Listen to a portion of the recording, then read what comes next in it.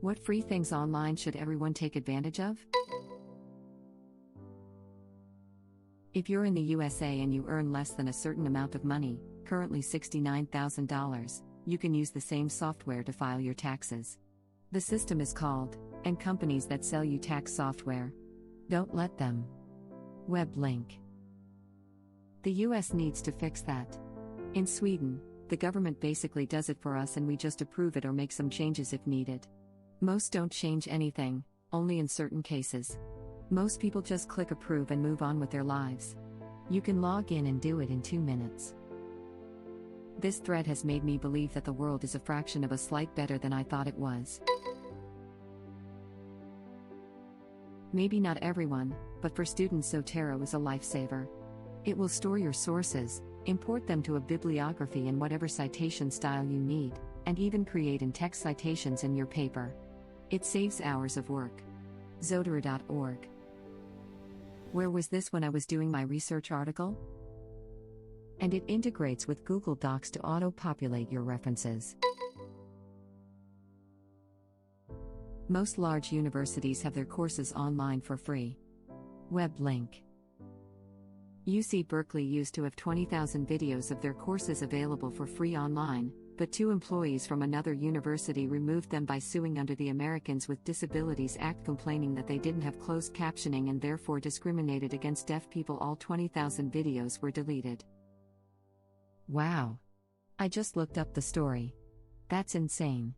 Thankfully, the videos were archived in several places and are still available online. Could you please provide a link?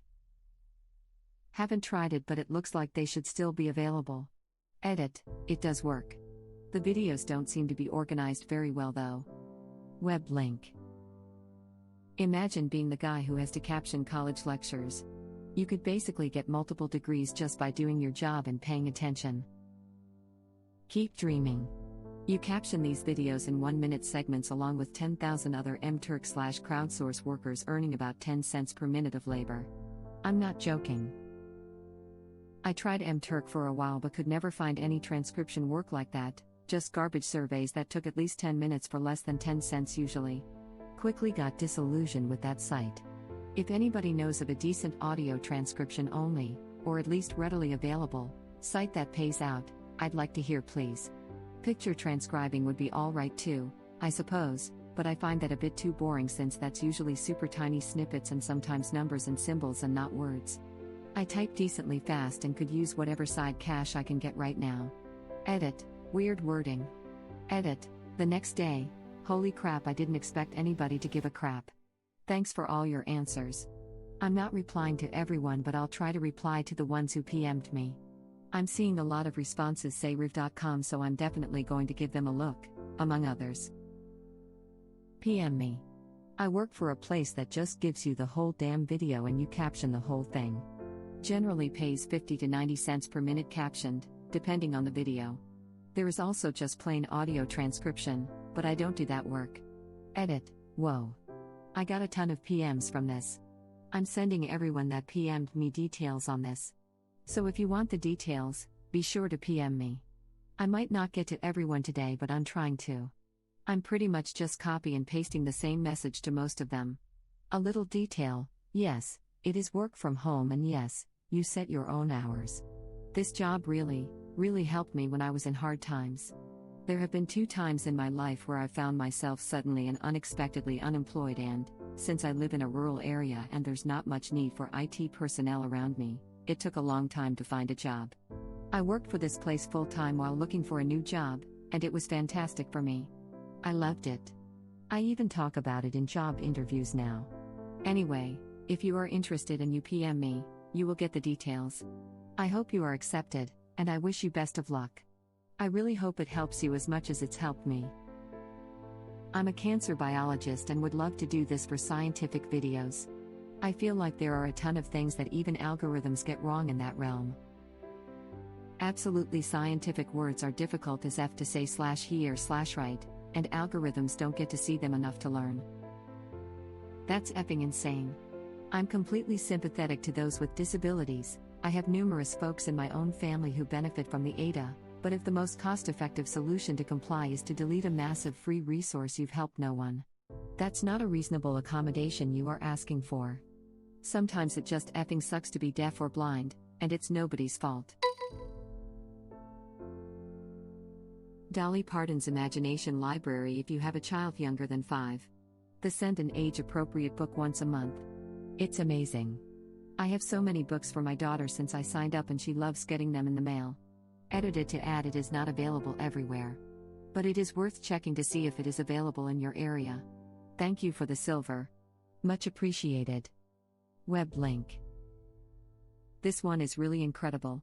Such a diverse range of books from classic stuff like Little Engine that could to new stuff like Llama Llama. It's pretty amazing what she's done. Project Gutenberg. Lots of free classic books. At openlibrary.org and archive.org too. A lot of free useful books and articles. While we're talking about books, most libraries have an e-reader program like Libby or Overdrive. I have seriously increased my reading this year after I found that out. I thought Project Gutenberg was a site dedicated to making more Police Academy movies. For flights. It's so good that United sued them and they essentially exploit the pricing manipulation that airlines use. Example, if you want to go from Phoenix to Atlanta, sometimes a ticket from Phoenix to Fort Lauderdale connecting through Atla not the butthole is cheaper. This website finds those flights for you. Just don't check in a bag. Edit, a succinct highlighting tips and risks. Summary, use it sparingly and you'll be good. Edit 2, the website's creator died about 5 years ago. Web link. I used to work for American Airlines. If you do use this, make sure you have a completely separate reservation for your return flight. Once you miss a segment of your flight, airlines will usually cancel any other flights on that reservation because they assume you won't make them either. Yeah, my girlfriend almost got stranded in Brazil because of this. She missed her connecting flight and had to buy a new one-way ticket into Brazil. No one told her entire trip had been cancelled. Bought a one-way ticket to the international airport in Brazil 9 months later to come home where her return flight would have left from and found out it had been cancelled.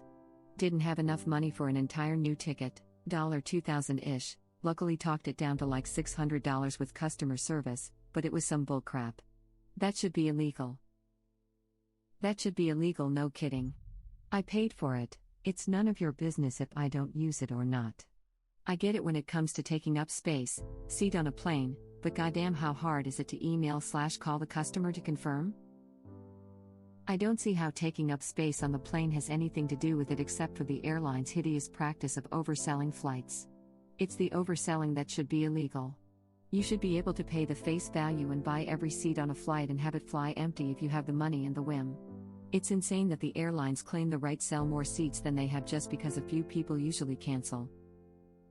I fly a lot for work. I received a cease and desist letter for doing this saying I would be banned from the airline. Be careful with this one.